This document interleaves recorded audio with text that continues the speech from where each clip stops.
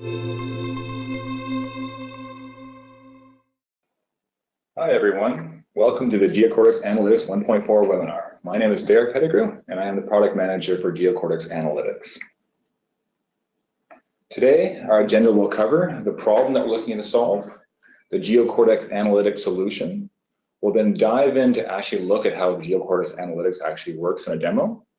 We'll examine what's upcoming in Geocortex Analytics 1.4, the next version coming out soon. Take a look at some customer stories, look at what Geocortex Analytics supports and its minimum requirements, and finally wrap up with a look ahead of the product roadmap. Throughout the presentation, feel free to ask questions, and those questions will be answered in an email after the presentation is completed. To start, let's look at the actual problem. The problem is that you have invested heavily in your GIS systems, yet you might not be seeing the productivity of your GIS end users and administrators reflecting that investment fully. Your end users may be inefficient at performing their spatial business tasks. Maybe GIS apps and services could be slow or often unavailable. GIS app user experience may be cumbersome to complete the task needed actually to do. And your administrators may be struggling to be able to support your end users' productivity. They have difficulty in being made aware of problems and knowing where to start to resolve them. They may be unaware of how many apps and services are being used and know how to optimize them. Also, it can be challenging for your GIS or IT management to know where to focus resources for maximum results. They may be unaware of the returns on their investment their GIS systems delivering for them. Understanding these interrelated issues, these problems, we've created Geocortex Analytics. This is the solution we're offering. Because Geocortex Analytics is an on-premises application performance management product for mid-size Esri, ArcGIS Enterprise AGOL customers that provides a holistic visibility into your GIS system and its impact on your end users. With Geocortex Analytics, you can understand how to optimize, what can be improved. You can understand return on investment, what is it valuable, and also be able to do troubleshooting, is it functioning? Take a look at each one of these main points in further detail. Optimization, can it be improved? Can answer questions such as, is there a better time to do maintenance on this service? Can it help this field crew complete workflows more quickly? And which map services do I optimize for maximum performance impact? Optimization is one of the key areas of analytics because it really helps deliver that maximum productivity to your end users by making sure that all your systems are geared and tweaked to the maximum performance so they can really get their job done quickly. Return on investment, is it valuable? Can answer such questions as, can I demonstrate the value of my GIS infrastructure to sea level? Can this deprecated application be turned off to free up resources?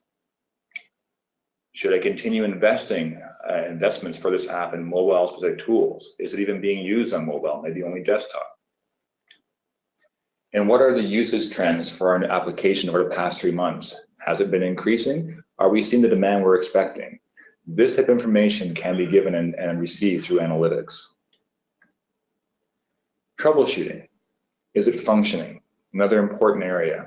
Can answer questions such as, are all my critical map services up and running? Are there any broken links referenced by my web map and by my portal?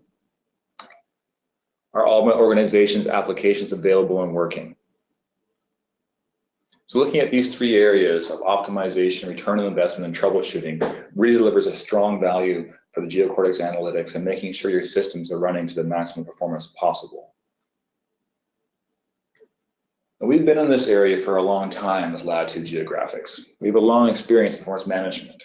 We started this back in the ArcIMS era with Geocortex Statistics and Uptime, moving into the ArcGIS Server era with Geocortex Optimizer, and now present with Geocortex Analytics for the modern ArcGIS platform era. Let's take a quick look at the actual product in action with a quick demo.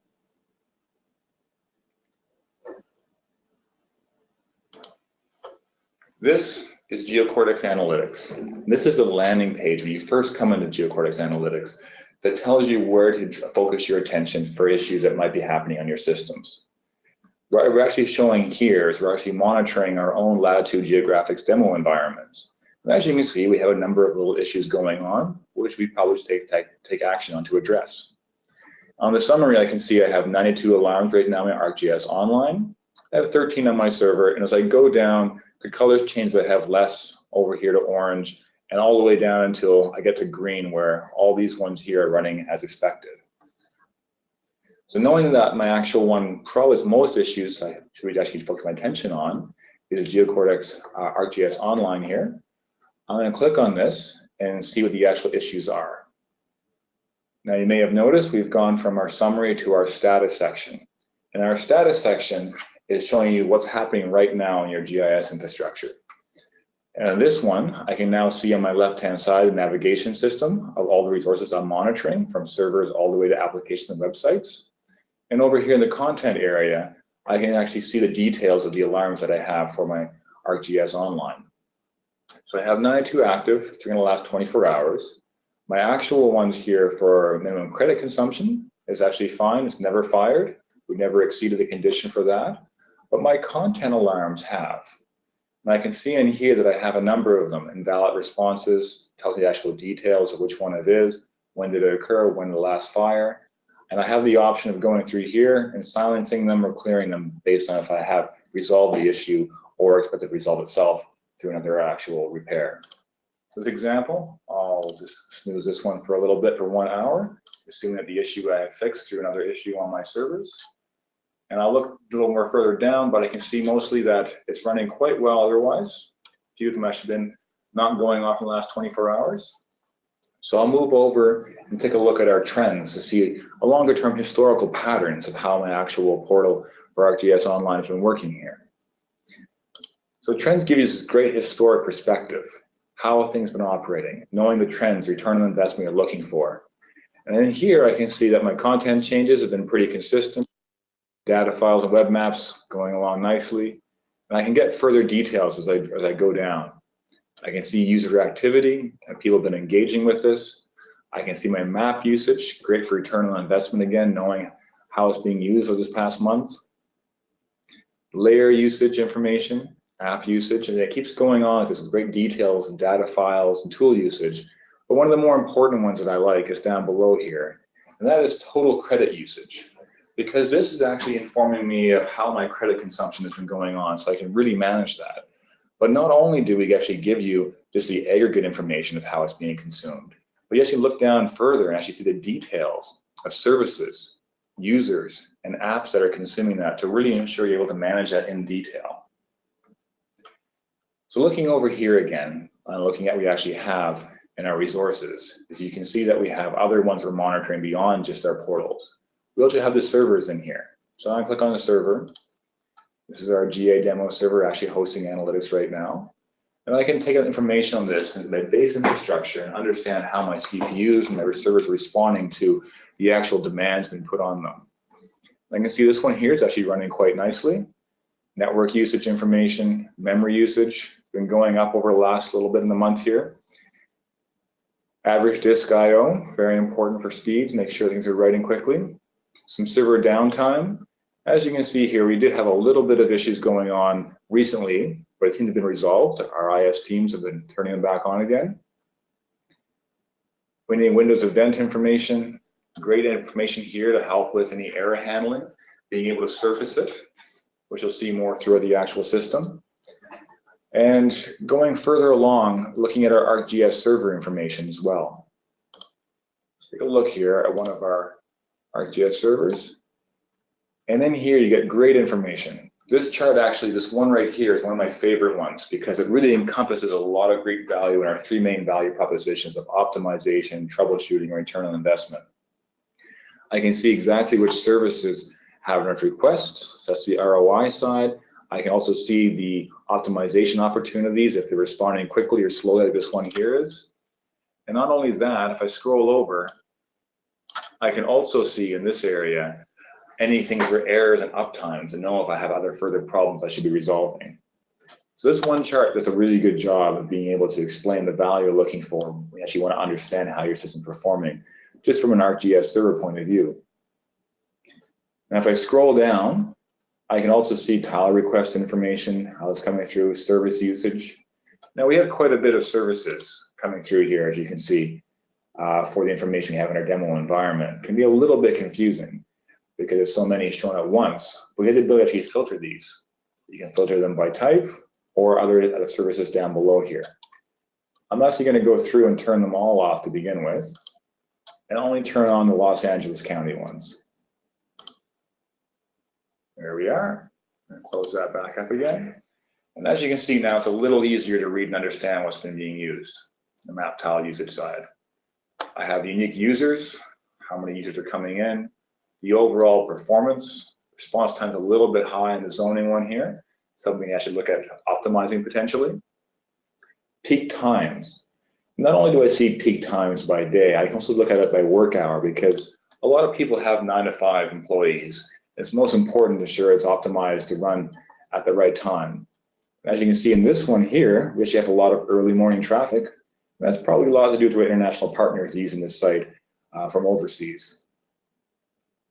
No immediate alarms on this one, but we have log information, log errors, no warnings, and overall the actual uptime of this particular area has been going quite well. I can do a little bit more details here. If I go down a little further, I'm going to go back up to the top here. And in this, we can also go down to each individual service and see how it's been performing and how it's being used.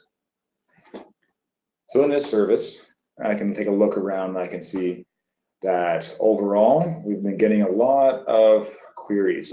And we have a few down here for export and the usage side. So I understand a little bit more how people are actually interacting with this service. Downtime, it's been actually quite reliable, the one I clicked on, no issues reported. Alarms, a few log messages here. And again, not only do you get the report saying that there's been a few issues, you also get to have these actual details surface from the logs to be able to help you troubleshoot and actually resolve the issue faster. So in here you can see that I can see as an error, a map server query, and the geodatabase over here. So I know where to go and actually start resolving that issue right away. This has been very useful on the troubleshooting side. Layer summary. With the layer summary, also you can look through here optimization opportunities. You can see which ones might be having ones are off by default that should be on. Like for example, elevation points seems to get a lot more requests than park trees. You might want to actually go through and turn those ones in reverse. So you actually have the users being able to see what they want to see more often. Down here, we also have layer usage summaries. And it's quite detailed what's been going on, but you can see which ones are more popular: traffic cameras, city halls, airports, and these can be all turned on and off through here as well, so you can focus on what's important to you if you're looking for that. So going further along, you see layer performance here as well. This is really useful for optimization area, knowing which layers are actually causing any issues in performance to your end users' productivity. As I can see in here, it's really tax parcels and building footprints that are the ones that are probably needing the most optimization. And because the rest of them are actually running really fast, they're kind of squished at the bottom. But we also can, again, turn these on and off so you can see greater detail of what's been going on with these. And we know what's actually going on by saying, now by turning off the top 3 ones, I can see how my other ones are performing in greater detail. Overall, they're all running pretty fast. So I probably just focus my attention on building footprints and tax parcels for now to get the greatest impact on performance improvements. Another area of interest is the area image creation phases. I like this little chart because it's one that otherwise you wouldn't be able to really see where you can focus on optimization performance improvements. But this one really surfaces that detail. In this example here, you can see that annotation takes up 84% of the creation phase. And that's really unnecessary. And we can actually optimize that quite a bit. And that's probably due to the fact that it's being generated dynamically where it could be static. Now we kept it that way for our demo site purposes, but if you actually really want to serve your customers and end users really well, it'd be an area to optimize and you can see a dramatic performance improvement with a very little effort. So overall, that's just a quick look at the ArcGIS services and ArcGIS server itself. We're going to move on to Geocortex Essentials here. So let me open this one up. and go to production. This is our production Geocortex Essentials for our demo environment.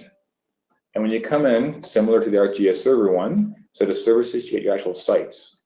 And I can just sort the sites here in 1 second. Sort it again, there we are. And I can see which ones have average workflows, how they're responding. You can do the same with reports, print jobs, data links, all great information to be able to look at. And going through this is that you can really understand, again, how's it being used? What's the overall request coming in here? As you can see that most of the ones I'm taking your time up are actually the workflows. So I can turn that off and I can see greater details from my data links, prints, and reports.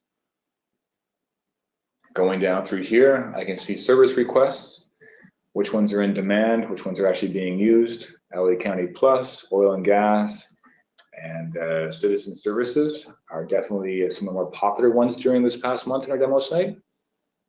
Unique users, which unique users are actually coming in. And I can see our traffic's a little low, 66 and 79, which is not bad for a demo site, but I'm assuming that yourselves would have much higher traffic demands. Performance, overall performance here has actually been fairly good for these sites, but of course there seems to be one outlier here, and that's the CityWorks one, which probably could use more optimization on our side to make sure it responds quickly. And then we have our peak times again.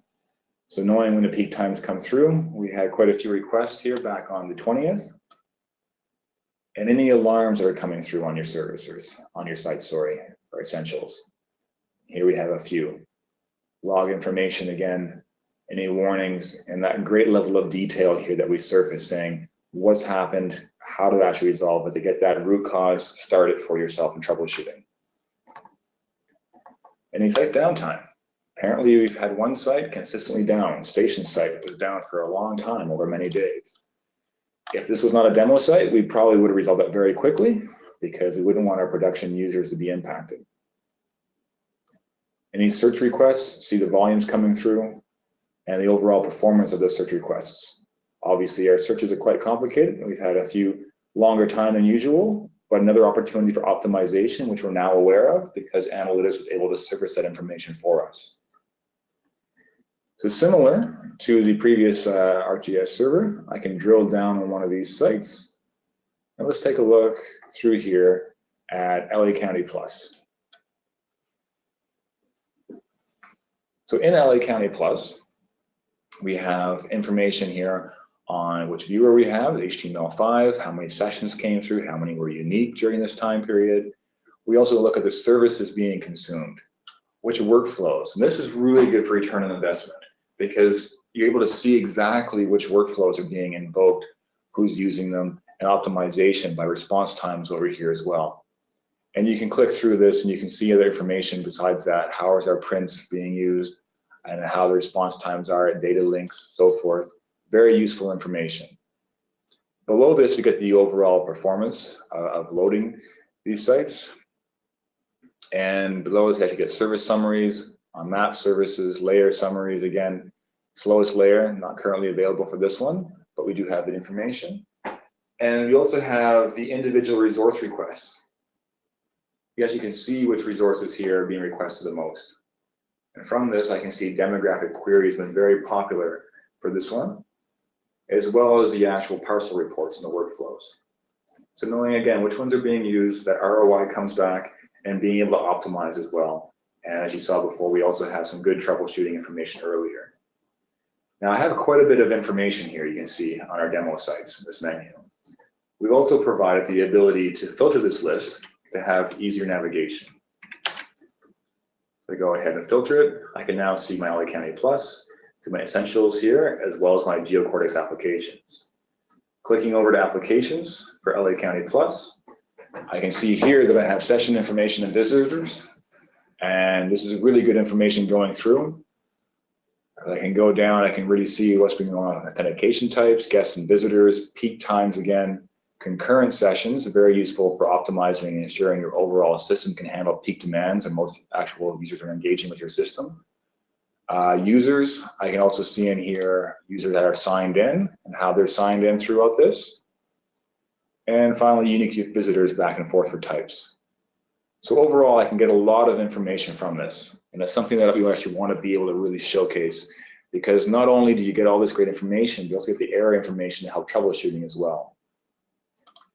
Now, due to the limited time, I won't go through too much more detail, but we have web applications, which is the Esri apps, JavaScript application to be monitored as well, and websites in here. Finally, you also have dashboards where you can actually go through and you can write exactly what you're looking for and combine these charts. So you can do reports from this for exporting and everything else. You also have configuration in here too. And with the configuration, you can go through and add your resources, such as add an ArcGIS server. And you can set this up and have granular controls over that once you do, which I'll show you in a second here on one of our demo ones. So beyond the setup, we also have service settings where you can enable and disable things like service levels, change collection intervals, all this great information and control that you have over your resources to ensure that your monitoring is done exactly the way you want to see it based on the importance of those services. If it's want to be more quickly monitored or maybe a longer time interval for less important services. That's a quick demo of Geocortex Analytics, and I'm going to go back to a presentation deck. Just one moment. So wrapping up our demo, let's take a look at what's upcoming in Analytics 1.4. What we have is that we've actually done a lot of extensive work on the base infrastructure of analytics by rebuilding our probe and collector architecture. This is to be able to have greater reliability and minimize the impact on monitor resources at ArcGIS server. Beyond that, we've also added in some smaller ones, but very helpful, in-app help for each report panel to explain the data that it's actually reporting on. As you probably saw during the demo, a lot of the report panels have a lot of information, but aren't maybe well articulated or actually being displayed. And in 1.4, each of those panels will have a little description saying what's actually being reported on and why it's important to understand what's being reported on for it. We'll also be adding in a new reporting section, and that is individual user reporting by application. This is a really important one because it helps you understand how individual users will be interacting with your apps and services. To have that greater understanding of the impact on that user of any issues that are going on, how actually users are being optimized to be able to make sure that you're completing their end job as best possible. That can all be answered through this new report on individual users. But with this new report, by giving greater detail of what an individual user actually is doing in the system, we've also come more into the domain of do not track compliance. And with 1.4, we're going to be implementing these new do not track compliance and laws through a browser privacy setting. And we're going to be basing these laws around legislation from the European Union's General Data Protection Regulation that's coming to effect May 25th next year, due to the fact that that's the most robust one. And by making sure we meet the most robust one, we also meet ones for the state of California and other locations that have do not track compliance. So looking at this new individual user reporting by application, we have some more information here on it. You'll be actually drill down by application on the individual users and see their session information, the tools they're using, ArcGIS server usage, any errors during their usage, actually seeing the impact and how they're actually performing and seeing if they're being negatively impacted by your infrastructure, what searches they're doing, and any other applications they've used as well to also see details in those as well. So you get us a lot of great information coming in here by actually knowing how each individual user is being engaged with your systems and where to optimize, troubleshoot, resolve problems, and understand that return on investment in more detail. Because you know that not all users are created equal, and there are certain ones you have to really ensure are performing to the maximum capabilities.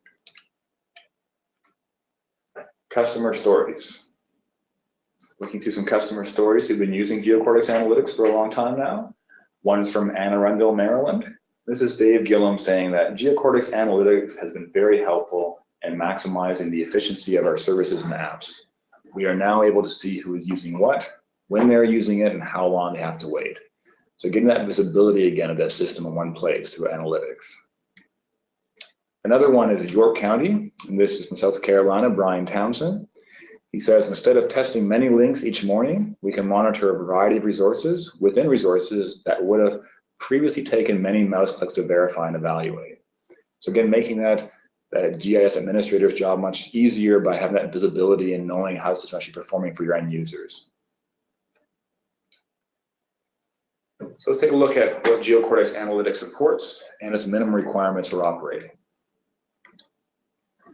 Geocortex Analytics supports the following. We are able to monitor mid-size Esri WebGIS environments. One Geocortex Analytics instance can ideally monitor up to 10 ArcGIS servers and or 1,000 services. Resources that can be monitored are ArcGIS Server 10.1 plus and Modern ArcGIS Enterprise 10.5 plus, Portal for ArcGIS 10.3, ArcGIS Online, Geocortex Essentials 4.6 plus and 4.6 patch versions all the way back to 4.41, Geocortex Viewer for HTML5 and Silverlight 2.5 plus, and Esri JavaScript apps, hosted web app builder, custom API web apps, and configurable apps. For securities, we support for ArcGIS Server, Token, Portal Federated, Windows Authentication, Double Layer Security, which is Windows Authentication plus one other, or unsecured. For Portal, we support Token, OAuth 2, Windows Authentication. We also support proxies. For forward proxies, we're actually leveraging Microsoft's environment to be able to support anything that Microsoft supports for forward proxies. For reverse proxies, we support alternative URLs or substitute URLs for ArcGIS Server and Geocortex Essentials. One thing to note is that we do work with demilitarized zones. We have about 3 configurations that we know work with those well, but because they're so diverse, we want to make sure that if you do have a demilitarized zone, to please contact us first to ensure it will work with Geocortex Analytics. Our basic deployment architecture is one hub server that has your collectors, your data storage, your reporting application all in one place, and then that gathers information from your various resources from ArcGIS Server, web servers, and Essentials. And we have 2 methods of monitoring. One method is the agentless method, or remote monitoring, where everything is configured through the Geocortex Analytics configuration management area I showed you at the end of the demo. The other is using the agent. An agent is a lightweight agent you can install on each resource, which will then report back to the hub to be able to monitor those resources. Geocortex Analytics minimum requirements is Geocortex Analytics hub server hardware. We're looking at a 6 GB available RAM minimum, preferred 8 GB plus, a 60 GB hard drive, preferably with an SSD 60 GB because the read-write times can be much faster. We're looking at 2 GHz quad-core CPU. For the operating system, we support Server 2016, Server 2012, and 2008 R2, as well as Windows 10, all with appropriate IIS versions. For browsers, we have the latest version of Chrome and Firefox supported, as well as Internet Explorer 11 or current versions of Edge. On authentication, we have an ArcGIS identity being required if you want to have sign-in for Geocortex Analytics. If you do not have to enable control access and you can proceed without having ArcGIS identity sign-in. Looking at the roadmap ahead, is we really want to focus on improving our alarms to be able to understand dependencies better. This is because we want to make sure that when you get an alarm, that you know exactly which area to be able to focus and resolve the issue with. That's upcoming, as well as database monitoring to complete technology stack visibility. Right now, we have a lot of information in there, monitoring from your servers to your services, but we're still not complete with that yet without having our database monitoring, which will be coming in soon. Another area looking at doing is schedule reports for management. Being able to actually generate things beyond just a dashboard side, but actually have a schedule report at certain intervals so that management can be kept up to date on how the system's been operating and how it's been performing. So that's the overall part for Geocortex Analytics. With Geocortex Analytics, you gain that full visibility of your GIS environment in one place. You're able to maximize the ROI of your infrastructure and services. You can troubleshoot problems quicker. You can optimize your services for greatest impact. Understand your users and plan for the future, and easily monitor what's most important to you. All of this results in maximizing your GIS end users' productivity, which is the end goal of all of this, to make sure that they're as effective as possible. So that concludes our quick webinar today, just in time, it's almost 10:30. So again, my name is Derek Pettigrew. My email is present. If you have any questions, feel free to contact me, and we'll be answering all the questions that came in during this webinar through email after. Thank you all for participating, and have a great day.